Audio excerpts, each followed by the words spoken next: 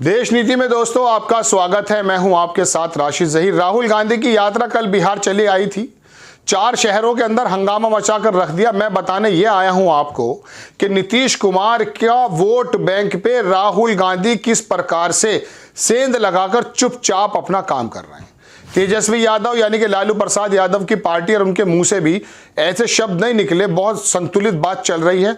और अब नीतीश का जो वोट बैंक है, हालांकि वो कुर्मी जाति से आते हैं, लेकिन 11, 12, 13% वोट जो उनके साथ इंटैक्ट रहता है, नीतीश कुमार के इस फैसले से वो भी स्तब्ध है। उन्होंने ये सोचा है दर्शकों कि आखिरकार नीतीश कुमार कितनी पलटी मारेंगे, लेकिन उनके पास लालू प्रसाद यादव या राष्ट्रीय जनता दल, उसके पास जाने का ज्यादा विकल्प नहीं होता है।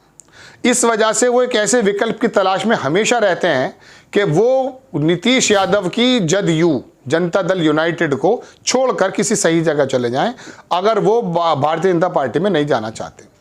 अब मैं आपको दर्शकों ये बताने आया हूं कि ये 4 शहरों में कटिहार, पूर्णिया, अररिया, किशनगंज, इन जगहों पे जो राहुल गांधी पहुंचे हैं, यहाँ 4 लोकसभा सीट हैं।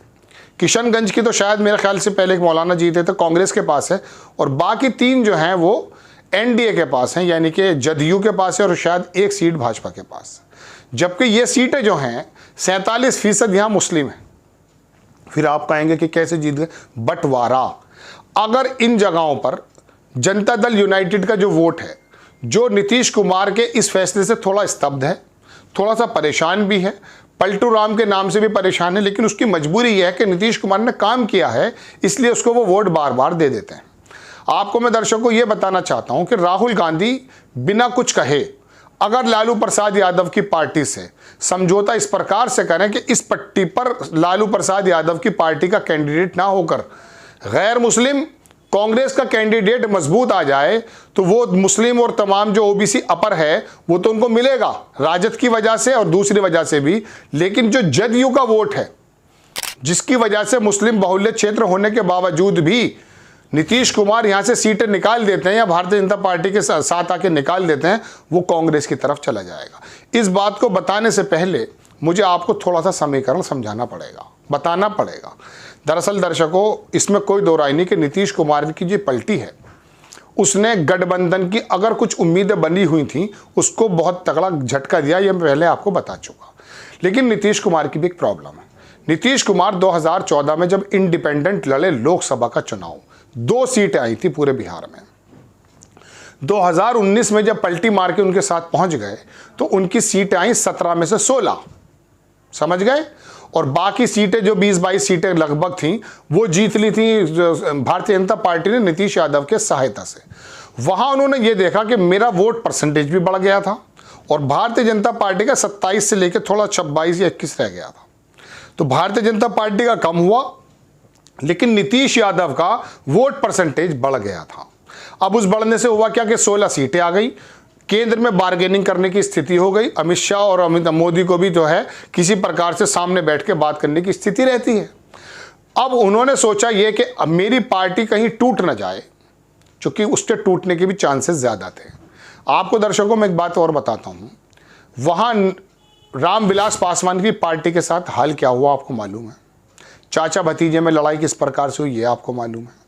आपने शिवसेना का हाल देखा, भारतीय जनता पार्टी ने क्या कर दिया। इन तमाम बातों के भी कयास ये लगाए जा रहे हैं कि नीतीश कुमार दरअसल डर गए थे कि मेरी पार्टी का विघटन ना हो जाए और ख़त्म ना हो जाए। चूंकि लल्लन सिंह वगैरह जो उनके मजबूत पार्टी के अध्यक्ष थे पुराने, वो भी लालू प्रसाद यादव के यहाँ देखे गए थे। तो एक खतरा ये भी था।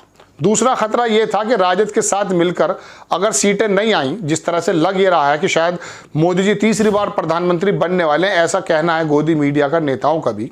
ऐसे समय में उन्होंने सिर्फ अपनी पोजीशन को बचाने के लिए कि मेरा वोट परसेंटेज बन जाए और 16 सीटें 15 सीटें फिर दोबारा मिल जाए, बशर्ते भारतीय जनता पार्टी उनको दे दे। अब अगर वो दे देती हैं, वो जीत लेते हैं, तो आप ये उम्मीद मत कीजिएगा कि वो भारतीय मोदी जी के साथ रहेंगे। वो फिर भी आ सकते हैं इंडिया गठबंधन के साथ। बहरहाल मैं अपनी बात ये बताना चाहता हूं, लेकिन उससे पहले इलेक्शन तो लड़ना है।